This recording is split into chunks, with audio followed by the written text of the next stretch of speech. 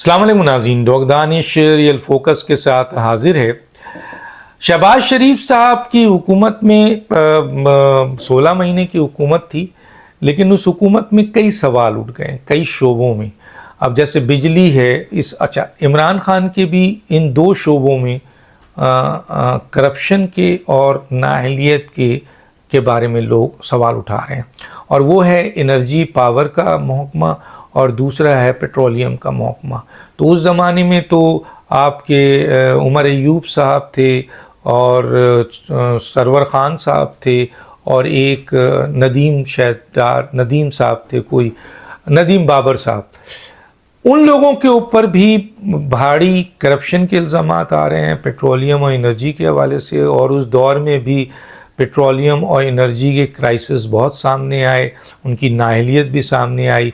और 16 महीने में भी जो खुर्रम दस्तगीर साहब हैं और मुसद्दिक मलिक साहब हैं, इनके ऊपर भी बड़े चार्जेस हैं, इल्ज़ामात आ रहे हैं, बड़ी करप्शन के इल्ज़ामात आ रहे हैं और बड़ी नाअहलियत के इल्ज़ाम आ रहे हैं। अब यहाँ पर एक आदमी जो है, वो मैं पहले भी बता चुका था कि एक ऐसा शख्स को आपके वज़ीर बनाया गया इन शोबों में, जो शख्स इन चीज़ों को जानते ही नहीं था, सिर्फ सिफारशी था। और ये तो 2013 में पाकिस्तान मुस्लिम लीग नून में शामिल हुआ, फिर उसने अपनी चर्ब ज़बानी से पार्टी के एक अहम लीडर के करीब चला गया, और वो बहुत करीब एक लिहाज से PMLN का बड़े लीडर में शुमार उनका होता है।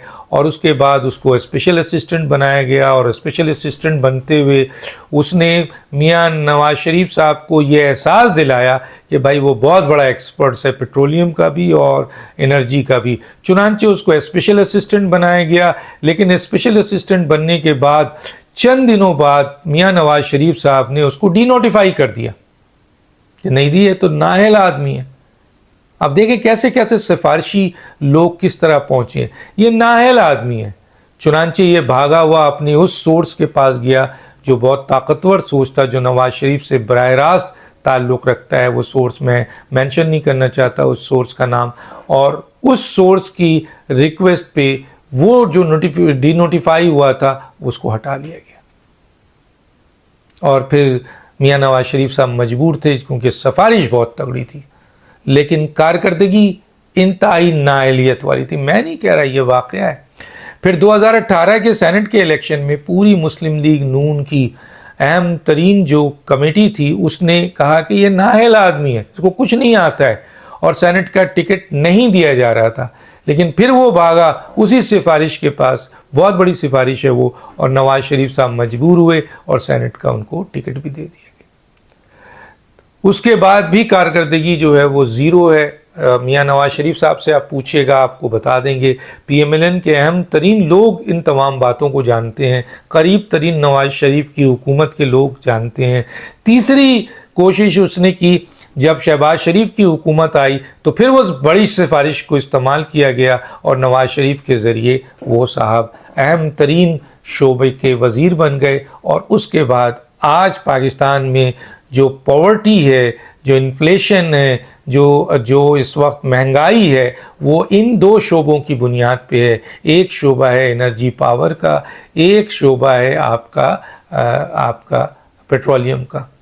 अब तो यहाँ सवाल मैंने इसाक डार साहब से पूछा कि पेट्रोलियम के हवाले से जो दो जहाज, इससे पहले भी मैं कई मिनिस्टरों से पूछ चुका हूँ, वो कहते हैं हमें नहीं पता।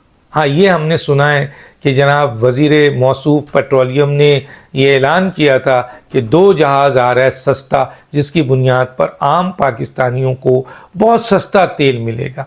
जब मैंने कल इसाक डार साहब से ये सवाल पूछा, जो कि फ़ाइनांस के मिनिस्टर हैं, सोचिए फ़ाइनांस का मिनिस्टर है वो कहता है बिल्कुल दानिश भाई, हमने इस सिलसिले में जो रूस से हम ले रहे थे, तो हमने ये एतराज़ उठाया कि रूस से आपके चीन ले रहा है, रूस से आपके भारत ले रहा है, रूस से दूसरे ममालिक सस्ता तेल ले रहे हैं, तो हम क्यों नहीं ले सकते।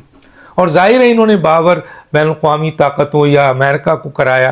कहते हैं 2.5 घंटा हमने उस पर मेहनत की और उनको कायल किया कि हम ले सकते हैं। चुनांचे उस एग्रीमेंट, वो जो एग्रीमेंट हुआ या जो भी फाइनल फैसला हुआ वो हमने प्राइम मिनिस्टर तक पहुंचाया, और उसके बाद 2 जहाज़ जो सस्ते हैं वो नहीं पहुंचे। इसका जवाब आप उस मिनिस्टर से पूछें जो पेट्रोलियम का मिनिस्टर था। और पेट्रोलियम का मिनिस्टर कौन था? मुसद्दिक मलिक साहब थे। तो मुसद्दिक मलिक साहब से हम बार बार पूछ रहे हैं, और पूरी कौम पूछ रही है, मैं नहीं पूछ रहा, पूरी कौम पूछ रही है कि जिस 2 जहाज़ के बारे में आपने वादा किया था कि सस्ता तेल लेके आ रहा है, बल्कि ये कहा गया है कि लग गया है, तो मुसद्दिक मलिक साहब मीडिया में आके बताएं कि वो 2 सस्ता तेल का जहाज़ कहाँ गया, किधर गया, बिल्कुल उसको बताना चाहिए। और ये कौम जानना चाहती है।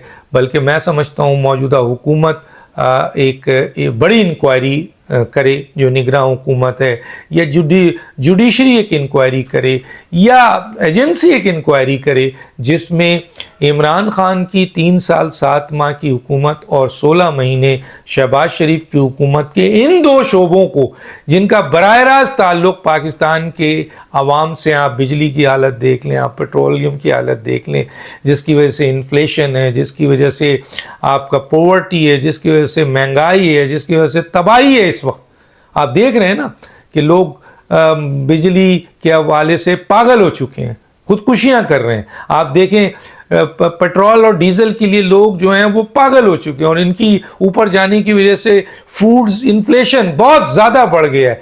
तो ये मुतालबा किया जा रहा है, और मैं फिर मुतालबा करता हूँ कि इन 2 मिनिस्ट्री 16 महीने की और आपके जो इमरान खान के, इनका बाज़ाब्ता इंक्वायरी हो बड़े हाई लेवल पर, और ये देखा जाए, 2 चीज़ें इसमें चेक की जाए, एक अहलियत और दूसरा बहुत भारी करप्शन। इस पे तो जमात इस्लामी के आपके जो सेनेटर हैं मुश्ताक साहब, उन्होंने तो बाज़ाब्ता खरबों की करप्शन की बात की है।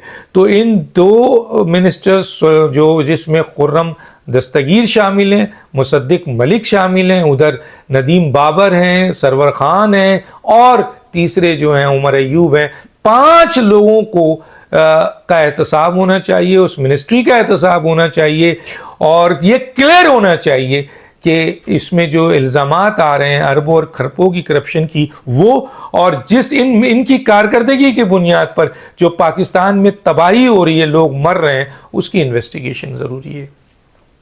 एक और बड़ा मैं कि शहबाज शरीफ की एक खातून, जो रिलायबल सोर्स कह रहे हैं, खातून वज़ीर हैं, जो टीवी पे बैठकर दूसरों पे तो बड़े संगीन इल्ज़ामात लगाते थे, लेकिन ख़ुद उनके ऊपर इस वक्त बात आ रही है कि उन्होंने ऑस्ट्रेलिया में अंदरूनी मुल्क और बैरून मुल्क काफ़ी असासे लिए हैं। ये हमारे सोर्स ने हमें बताया है। और ख़ास तौर पे कोई आपका ऑस्ट्रेलिया में इन्होंने जायदाद ख़रीदी हैं, और इसके साथ साथ दुबई में कोई मरीना, मेरे पास उसका नाम लिखा हुआ है, मरीना के हवाले से है, और वो है आपका क्या कहलाता है कि, और प्रिंस टावर कोई है, तो प्रिंस टावर है और मरीना है, तो उस पर उन्होंने कोई फ्लैट लिया है जिसकी कीमत कहा जाता है कि 40 करोड़ सिर्फ एक फ्लैट की कीमत है, जो लग्जरी फ्लैट है। ये है जनाब इसका जो दिया गया है नाम मुझे, दुबई मरीना प्रिंसेस टावर। ये कहा जा रहा है कि शहबाज शरीफ की हुकूमत में ख़ातून वज़ीर, जिन्होंने बड़ी अनथक मेहनत की, एक तरफ दूसरों पे संगीन इल्ज़ामात लगाया और दूसरी मेहनत उनकी अनथक की है। वो कहते हैं कि अंदरूनी मुल्क और बैरून मुल्क उन्होंने असासे बजाएँ, जिनमें से ऑस्ट्रेलिया की इन्वेस्टिगेशन जारी है, वो आ रही है, लेकिन दुबई के हवाले से जो फ्लैट्स है 40 करोड़ का कहा जा रहा है, वो मैंने बता दिया कि दुबई मरीना प्रिंसेस टावर में एक फ़्लैट लिया गया। इसकी फ़र्दर इन्वेस्टिगेशन करनी चाहिए एजेंसीज़ को भी, इदारों को भी, और शहबाज शरीफ को भी। तो ये एक बहुत बड़ा आपका सामने जो है करप्शन आई है तो इसकी भी पकड़ होनी चाहिए। और देखने में आ रहा है कि आहिस्ता आहिस्ता 16 महीने में कई ऐसे लोग हैं जिनकी करप्शन अब सामने आना शुरू हो गई है। तो बिल्कुल इल्ज़ामात इन्होंने भी लगाया, आपने भी लगाया, तो अब आपके ख़िलाफ़ भी इंक्वायरी होनी चाहिए और दूध का दूध पानी का पानी हो कि जो रिलायबल सोर्स कह रहा है वो सही कह रहा है। अगर कह रहा है तो फिर एक्शन हो कि ये पैसे इतने कहाँ से लाए भाई आप। सुना है वो एएसआई, कोई एएसआई उनके वालिद थे, तो एक एएसआई जो है वो क्या कमाएगा जिसके ऊपर 40 करोड़ का फ्लैट हो दुबई में, और उसके अलावा ऑस्ट्रेलिया में उसकी असासे हों, पाकिस्तान में असासे हों। तो ये एक बड़ा वो है, इसको करना चाहिए।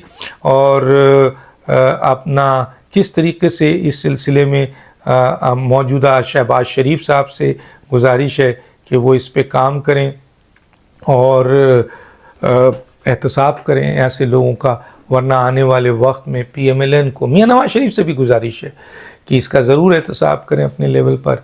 मरीम नवाज साहिबा से भी है, ताकि उनकी पार्टी में मौजूद इस किस्म के लोग सामने आएँ और उनको एक्सक्लूड किया जाए, उनको सज़ा दी जाए, ताकि पार्टी क्लीन हो।